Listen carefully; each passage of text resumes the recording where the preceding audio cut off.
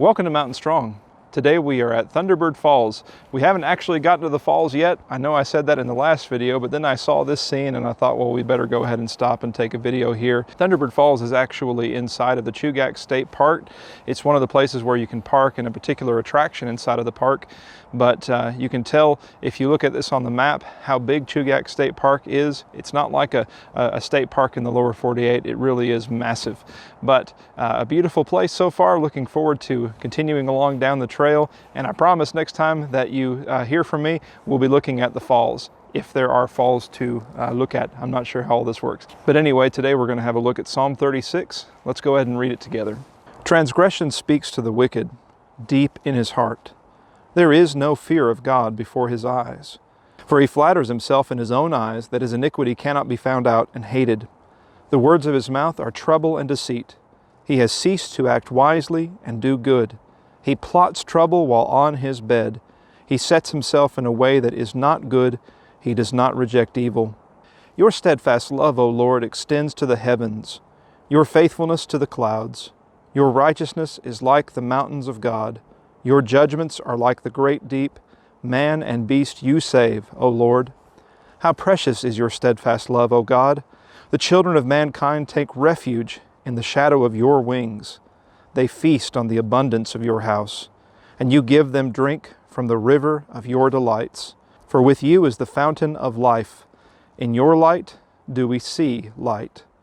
O continue your steadfast love to those who know you, and your righteousness to the upright of heart. Let not the foot of arrogance come upon me, nor the hand of the wicked drive me away. There the evildoers lie fallen. They are thrust down, unable to rise. Before we get into a study of this psalm, I want you to do something for me. In fact, I don't want you to do something for me. I want you not to think about oranges. You know, the fruit that grows on tree that's orange in color, called oranges. You know, the kind that sometimes you cut it open and there are seeds in the inside, and sometimes you cut it open and there's like this navel thing on the inside. I don't want you to think about oranges. I don't want you to think about how sometimes oranges are used like they were used on my breakfast plate this morning. I went to a restaurant and there was an orange used as a garnish. Don't think about oranges. I want you not to think about the fact that oranges can be gathered up and they can be smashed, and how their juice can make orange juice. I don't even want you to think about orange juice, because I don't want you to think about oranges. I don't want you to think about truckloads full of oranges going down the highway. I don't want you to think about orange orchards and orange trees. Did I mention that before? Because I don't want you to think about oranges. Now, if you've been following along with me and you've managed to do what I have told you to do, or rather what I've told you not to do, then you're a pretty powerful person and you have a great will. But for most of us, when we know we shouldn't think about something, but we actually think about that all the time, it's very, very hard not to think about it, because thought begets thought. Thought produces thought. Okay? So notice how in the psalm, this is one of those psalms where there's like you're driving along in a stick shift and there's like a sudden change in gears and a big lurch, and you're saying, what? There's a description in the first part of this psalm of people who are wicked. And then all of a sudden there's a description about God. And the question is, why does that happen?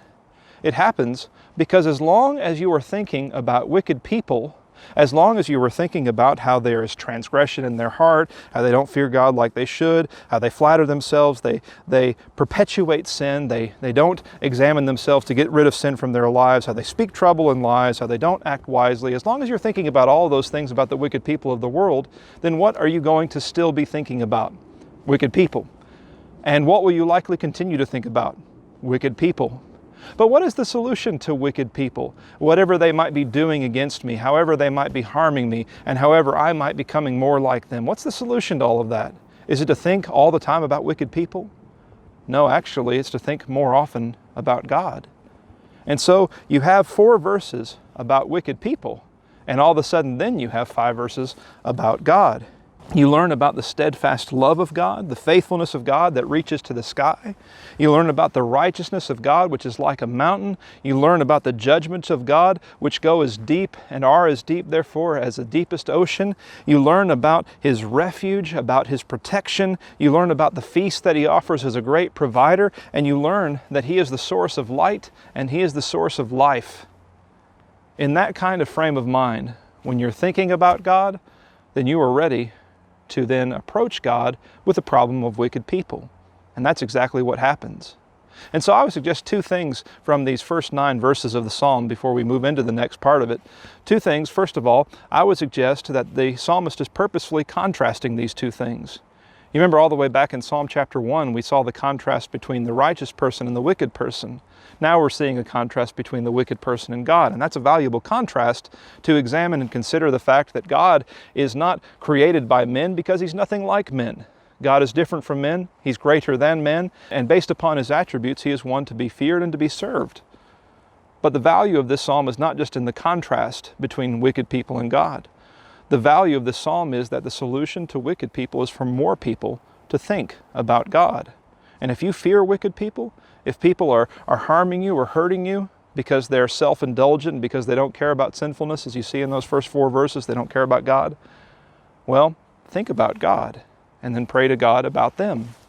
And that's what the psalmist does. He says for God to continue in His steadfast love to those who know you, and His righteousness to the upright of heart. He says, let not the foot of arrogance come upon me, nor the hand of wicked drive me away. And then all of a sudden, this great problem of wicked people, it kind of comes to an end. And just as abruptly as the shift between wicked people and God happened, so does the prayer stem into seeing the solution to the prayer through faith. In verse 13, he says, there the evildoers lie fallen, they are thrust down, unable to rise. No wicked person can stand against God, but no righteous person can stand for God as long as he only thinks about wicked people. You keep thinking about wicked people long enough and you'll likely give up on God. And so sometimes you need to stop thinking about wicked people and start thinking more about God. I'm not saying that we never give wicked people any thought, because obviously we need to protect ourselves. We need to know whom we should avoid and how we can help those who are in wickedness.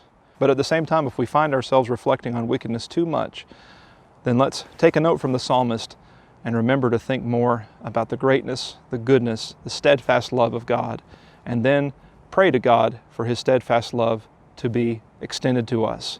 May God bless you today.